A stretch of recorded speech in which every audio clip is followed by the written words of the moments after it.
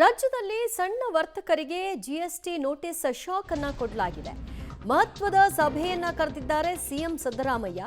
ರಾಜ್ಯದ ವ್ಯಾಪಾರಸ್ಥರಿಗೆ ರಿಲೀಫ್ ಕೊಡ್ತಾರಾ ಅಥವಾ ಶಾಕ್ ಕಾದಿದೆಯಾ ನೋಡಬೇಕು. ನೋಟಿಸ್ ಗೊಂದಲಕ್ಕೆ ಪರಿಹಾರದ ನಿರೀಕ್ಷೆಯಲ್ಲಿ ಗ್ರಾಹಕರು ಮತ್ತು ವರ್ತಕರಿದ್ದಾರೆ. ಕಾವೇರಿ ನಿವಾಸದಲ್ಲಿ ಕೆಲವೇ ಕ್ಷಣಗಳಲ್ಲಿ ಸಿಎಂ ಮೀಟಿಂಗ್ ಅನ್ನ ಹಮ್ಮಿಕೊಂಡಿದ್ದಾರೆ.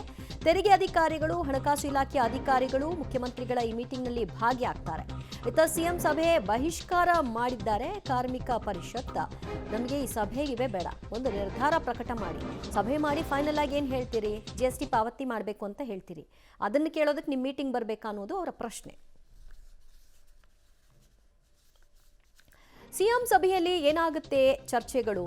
ವಾಣಿಜ್ಯ ತೆರಿಗೆ ಇಲಾಖೆಯ ಜೊತೆಗೆ ಚರ್ಚೆಯನ್ನ ಮುಖ್ಯಮಂತ್ರಿಗಳು ನಡೆಸ್ತಾರೆ. ದಿಢೀರಂತ ಯಾಕೆ ಕೊಟ್ರಿ ಅನ್ನುವಂತಹ ವಿಷಯಕ್ಕೆ ಸಂಬಂಧಪಟ್ಟ ಹಾಗೆ ಚರ್ಚೆಗಳಾಗುತ್ತೆ.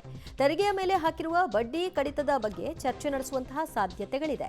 ಸೊ ಒಂದು ಸ್ವಲ್ಪ ರಿಲೀಫ್ ಕೊಟ್ರೆ ಆಗ ಕಟ್ಟಬಹುದಾದ ಸಾಧ್ಯತೆ ಇರುತ್ತೆ ಅಂತ. ಸಣ್ಣ ವರ್ತಕರಿಗೆ 60 ಲಕ್ಷ, 30 ಲಕ್ಷ ನೋಟಿಸ್ ಅನ್ನ ಕೊಡಲಾಗಿದೆ.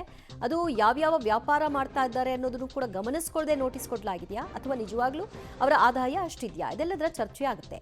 1 ಕೋಟಿಯವರೆಗೆ ಬಡ್ಡಿ ಹಾಕಿ ಟ್ಯಾಕ್ಸ್ ನೋಟಿಸ್ ಅನ್ನ ಕೊಡಲಾಗಿದೆ. 1 ಕೋಟಿಯವರೆಗೂ, ಅದು ಕೂಡ ನಂದಿನಿಯ ಪಾರ್ಲರ್ ನಡೆಸ್ತಾ ಇರೋರಿಗೂ ಕೂಡ 1 ಕೋಟಿಯ ಟ್ಯಾಕ್ಸ್ ಹೊರೆಯನ್ನ ಹಾಕಲಾಗಿದೆ. ಸಂಪೂರ್ಣ ಟ್ಯಾಕ್ಸ್ ಮನ್ನಾ ಸಾಧ್ಯತೆ ತೀರಾ ಕಡಿಮೆ ಅಂತ ಕೂಡ ಹೇಳಲಾಗ್ತಿದೆ. ಝೀರೋ ಮಾಡಲಿಕ್ಕೆ ಸಾಧ್ಯ ಇಲ್ಲ. ಬದಲಾಗಿ ಏನು ಮಾಡಬಹುದು ಅನ್ನೋ ಕುರಿತಾಗಿ ಚಿಂತನೆಯನ್ನ ನಡೆಸುವಂತಹ ಸಾಧ್ಯತೆ ಇವತ್ತಿನ ಮೀಟಿಂಗ್ನಲ್ಲಿ. ಬದಲಾಗಿ ಟ್ಯಾಕ್ಸ್ ಬಡ್ಡಿ ಕಡಿತ ಮಾಡುವ ಬಗ್ಗೆ ಚರ್ಚೆ ನಡೆಸ್ತಾರೆ. ಕಂಪ್ಲೀಟ್ ಆಗಿ ಝೀರೋ ಮಾಡ್ಲಿಕ್ಕೆ ಸಾಧ್ಯ ಇಲ್ಲ. ಹಾಗಾಗಿ ಒಂದು ಸ್ವಲ್ಪ ಬಡ್ಡಿ ಕಡಿಮೆ ಮಾಡಿ ಆನಂತರ ನಿಮ್ಮ ಟ್ಯಾಕ್ಸ್ ಏನಿದೆ ಅದನ್ನಷ್ಟೇ ಭರಿಸಿ ಮುಂದಿನ ಹಂತಗಳಲ್ಲಿ ಪ್ರತಿ ವರ್ಷ ಅದನ್ನು ಪಾವತಿ ಮಾಡಬೇಕು. ಇದು GSTಯ ನಿಯಮ, GST ಅಂಡರ್ಗೆ ಇವೆಲ್ಲವೂ ಕೂಡ ಬರುತ್ತೆ ಅನ್ನೋ ತಿಳುವಳಿಕೆಯನ್ನು ಕೊಡುವಂತಹ ಕೆಲಸಗಳಾಗಲಿ ಅನ್ನುವಂತಹ ಚರ್ಚೆಗಳು ಈ ಸಭೆಯಲ್ಲಿ ನಡೆಯುತ್ತೆ. ಸೊ ಇವತ್ತಿನ ಸಭೆಯಲ್ಲಿ ಏನಾಗುತ್ತೆ ಅನ್ನೋದು ಸದ್ಯದ ಕುತೂಹಲವಾಗಿದೆ. ಯಾವ ನಿರ್ಧಾರಕ್ಕೆ ಬರ್ತಾರೆ ಅನ್ನೋದು ಎಲ್ಲರೂ ನಿರೀಕ್ಷೆ ಮಾಡ್ತಾ ಇರುವಂತಹ ವಿಚಾರ. ನಾವು ದಂಡಿಸ್ಕೊಳ್ಳೋ ರೀತಿ ಅಂದರೆ ನಮ್ಮ ವ್ಯಾಪಾರವನ್ನು ಹಾಳು ಮಾಡಿಕೊಂಡು ನಾವೇ ಕಷ್ಟಪಟ್ಟು ಇದು ಮಾಡುವಂಥ ರೀತಿಯಲ್ಲಿ ಸಾಂಕೇತಿಕವಾಗಿ ಇವತ್ತು ನಾಳೆ ಸಾಂಕೇತಿಕವಾಗಿ ಒಂದು ಹೋರಾಟಕ್ಕೆ ಕರೆಯನ್ನು ಕೊಟ್ಟಿದ್ವಿ.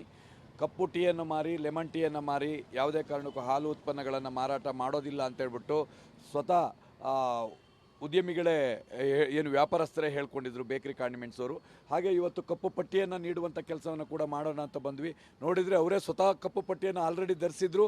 ಮತ್ತು ಕೂಡ ನಾವು ಕೂಡ ಕಪ್ಪು ಪಟ್ಟಿಯನ್ನು ಕೊಡುವ ಮುಖಾಂತರವಾಗಿ ಇವತ್ತಿನ ಈ ಒಂದು ಸಾಂಕೇತಿಕ ಹೋರಾಟಕ್ಕೆ ನಾವು ಚಾಲನೆಯನ್ನು ನೀಡಿದ್ದೀವಿ. ಇವತ್ತು ನಾಳೆ ಸಾಂಕೇತಿಕವಾಗಿ ಈ ರೀತಿ ನಮ್ಮನ್ನು ನಾವು ಶಿಕ್ಷಿಸಿಕೊಂಡು, ಅಂದರೆ ನಾವೇ ಹಾಲು ಹಾಕಿದ್ದು ಕಾಫಿಯನ್ನು ಮಾಡಿದ್ರೆ ನಮ್ಗೆ ಸಾಕಷ್ಟು ನಷ್ಟ ಆಗ್ತದೆ. ಯಾಕಂದರೆ ಅದನ್ನೇ ನಂಬ್ಕೊಂಡಿದ್ದು, ನಾವು ಹಾಲು ಕಾಫಿನೇ ನಂಬ್ಕೊಂಡಿದ್ದು. ನಮ್ಮನ್ನು ನಾವು ಶಿಕ್ಷೆಗೆ ಗುರಿಪಡಿಸ್ಕೊತಾ ಇದ್ದೀವಿ, ಬೇರೆಯವ್ರಿಗೆ ತೊಂದರೆ ಕೊಡ್ತಾ ಇಲ್ಲ.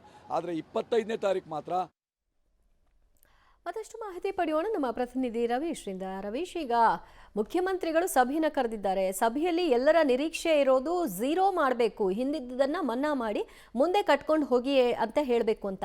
ಅದರ ಸಾಧ್ಯತೆಗಳೇನು? ದಿವ್ಯಾ, ಪ್ರಮುಖವಾಗಿರ್ತಕ್ಕಂಥದ್ದು ಟ್ಯಾಕ್ಸ್ನ ಝೀರೋ ಮಾಡಿ ಅಂತ ಸಿದ್ದರಾಮಯ್ಯ ಅವರು ತಮ್ಮ ಸಭೆಯಲ್ಲಿ ತೀರ್ಮಾನವನ್ನೇ ತೆಗೆದುಕೊಳ್ಳೋದಕ್ಕೆ ಬರೋದಿಲ್ಲ. ಯಾಕೆಂದರೆ ಇದು GST ಕೌನ್ಸಿಲಲ್ಲಿ, ಆ ಒಂದು GST ಮಂಡಳಿ ಕೌನ್ಸಿಲ್ ಮಂಡಳಿ ಕೂಡ ಅದು ಚರ್ಚೆ ಆಗಬೇಕಾಗತ್ತೆ. ಅಲ್ಲಿ ರಾಜ್ಯಗಳ ಸರ್ಕಾರಕ್ಕೆ ಆ ಒಂದು 3/2 ಒಂದು ರೀತಿಯಲ್ಲಿ ಅಧಿಕಾರ ಇರುತ್ತೆ, ಕೇಂದ್ರ ಸರ್ಕಾರಕ್ಕೆ 3/1 ಅಧಿಕಾರ ಇರುತ್ತೆ. ಹಾಗಾಗಿ ಇದು 8 ವರ್ಷಗಳ ಹಿಂದೆ ತಂದಿರತಕ್ಕಂಥ ರೂಲ್ಸು. ಯಾಕೆಂದರೆ 8 ವರ್ಷಗಳ ಹಿಂದೆ ಸೇವೆಗಳ ಒಂದು ಮಿತಿ ಏನಿತ್ತು ಅದು 20 ಲಕ್ಷಕ್ಕಿಂತ ಹೆಚ್ಚು ಜಾಸ್ತಿ ಆದರೆ GST ಒಳಪಡಬೇಕು. ಮತ್ತು ಸಗಟು ವ್ಯಾಪಾರದ ಮಿತಿ 40 ಲಕ್ಷಕ್ಕಿಂತ ಜಾಸ್ತಿ ಆದರೆ GST ವ್ಯಾಪ್ತಿಗೆ ಒಳಪಡಬೇಕು ಅನ್ನೋದನ್ನು ರೂಲ್ಸನ್ನು 8 ವರ್ಷಗಳ ಹಿಂದೆ ತಂದಿರತಕ್ಕಂಥದ್ದು. ಈಗ ಕಾರ್ಮಿಕ ಪರಿಷತ್ ಮತ್ತು ಸಣ್ಣ ವ್ಯಾಪಾರಿಗಳು ಕೂಡ ಬೇಡಿಕೆಯನ್ನು ಮುಂದಿಟ್ಟಿದ್ದಾರೆ. ಯಾಕೆಂದರೆ ಬೆಲೆಗಳು ಜಾಸ್ತಿ ಆಗಿದೆ ಮತ್ತು ಎಲ್ಲ ಆಯಾಮಗಳಲ್ಲೂ ಕೂಡ ಎಲ್ಲವೂ ಕೂಡ ಏರಿಕೆ ಆಗಿದೆ. ಹಾಗಾಗಿ ಈ ಮಿತಿಯನ್ನು ವಿಸ್ತರಿಸಬೇಕು ಅಂತ. ಹಾಗಾಗಿ 20 ಲಕ್ಷ ಇದ್ದಂಥದ್ದನ್ನ 50 ಲಕ್ಷಕ್ಕಿಂತ ಜಾಸ್ತಿ ಮತ್ತು 40 ಲಕ್ಷ ಇದ್ದಂಥ 1 ಕೋಟಿಗೆ ಏರಿಸಬೇಕು ಅನ್ನೋದು ಪ್ರಸ್ತಾಪ ಇದೆ. ಆದರೆ ಯಾವುದೇ ರಾಜ್ಯ ಸರ್ಕಾರಗಳು ಇದನ್ನು GST ಮಂಡಳಿ ಮುಂದೆ ಎಲ್ಲೂ ಕೂಡ ಪ್ರಸ್ತಾಪ ಮಾಡಿಲ್ಲ. ಹಾಗಾಗಿ ಅದು ಪೆಂಡಿಂಗಲ್ಲಿದೆ. ಆದರೆ ಈಗ ರಾಜ್ಯ ಸರ್ಕಾರ ಕೊಟ್ಟಿರ್ತಕ್ಕಂಥ ನೋಟಿಸ್ಗೆ ಪರಿಹಾರಾತ್ಮಕವಾಗಿ ತಕ್ಷಣಕ್ಕೆ ಏನೆಲ್ಲ ಪರಿಹಾರವನ್ನು ಕೊಡಬೇಕು ಅನ್ನೋದ್ರ ಬಗ್ಗೆ ಕೂಡ CM ಸಿದ್ದರಾಮಯ್ಯ ಅವರು ತಮ್ಮ ಸಭೆಯಲ್ಲಿ ಒಂದು ರೀತಿಯಲ್ಲಿ ಪರಿಹಾರವನ್ನು ಕಂಡುಕೊಳ್ಳುವ ನಿಟ್ಟಿನಲ್ಲಿ ತಕ್ಷಣದ ಪರಿಹಾರವನ್ನು ಕಂಡುಕೊಳ್ಬೋದು. ಪ್ರಮುಖವಾಗಿರ್ತಕ್ಕಂಥದ್ದು 14,000 ವರ್ತಕರಿಗೆ, ಸಣ್ಣ ವ್ಯಾಪಾರಿಗಳಿಗೆ ನೋಟಿಸ್ ಕೊಟ್ಟಿದ್ದಾರೆ ಅಂತ ಹೇಳಲಾಗ್ತಾ ಇದೆ. ಹಾಗಾಗಿ ಅದು ಎಲ್ಲ ಒಂದು ಕಡೆ 40 ಲಕ್ಷಕ್ಕಿಂತ ಮೀರಿದವ್ರಿಗೆ ಮಾತ್ರ ನೋಟಿಸ್ ಕೊಟ್ಟಿರ್ತಕ್ಕಂಥದ್ದು. ಹಳೆ ಬಾಕಿ ಏನಿತ್ತು 2022, 23 ಎಲ್ಲವನ್ನೂ ಕೂಡ ಸೇರಿಸಿ ಕೊಟ್ಟಿರ್ತಕ್ಕಂಥದ್ದು ಕೂಡ ಇದೆ. ಹಾಗಾಗಿ ಅದನ್ನು ಯಾವ ರೀತಿ ಒಂದು ರೀತಿಯಲ್ಲಿ ಕಡಿಮೆ ಮಾಡ್ಕೋಬೋದು.